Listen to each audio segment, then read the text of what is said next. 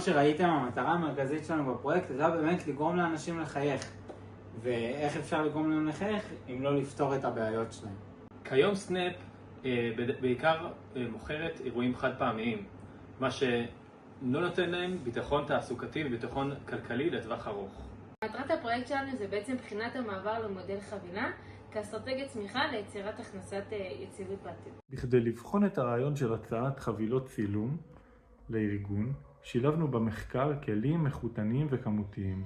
ערכנו רעיונות עומק עם מפיקים ומומחים והפצנו שאלון כמותי בקרב כ-50 בעלי עסקים ומפיקי אירועים. מהמחקר עולה כי האתגר המרכזי הוא חסמי הרכישה של הלקוחות. עוד 73% מהם חוששים מחוסר מימוש של חבילה קבועה ו-55% חוששים מחוסר גמישות. אז מצאנו ש-45% מהלקוחות בכלל לא מעוניינים בחבילה, אלא מעוניינים להמשיך עם אירועים נקודתיים, אבל בדיוק 50% מהעונים על הסקר כן היו מעוניינים במשהו שהוא יותר מאירוע חד פעמי.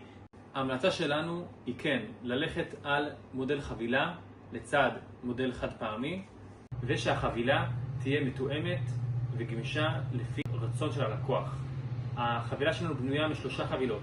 חבילה של שתי מפגשים, חבילה של 5 וחבילה של 8. וככה אנחנו מתאימים גם את הנקודות יציאה, גם את התשלומים, הכל לפי טובת הלקוח. המלצות תוכנית פעולה ויעדים שלנו זה בעצם בחודש הראשון זה לעשות מיפוי של לקוחות שחזרו בין פעמיים ל3 פעמים בשנה האחרונה. לאחר 3 חודשים בעצם הצענו להם בעצם לעשות בניית 3 מסלולי שירות. 3 עד 8 חודשים בעצם לעשות פיילוט עם בין 3 ל-5 לקוחות מתאימים בעצם, ו5 שנים לאחר מכן בעצם הרחבת המודל ללקוחות. המסר האישי שלי זה כולם תחפשו את הערך הנוסף, את הערך החברתי שאתם יוצאים לצרוך. לדוגמה סנאפ, אחלה ארגון שנותן צילום מקצועי ונותן ערך מוסף שתורם לחברה ומשאיר חותם אנושי בכם לכל אורך החיים.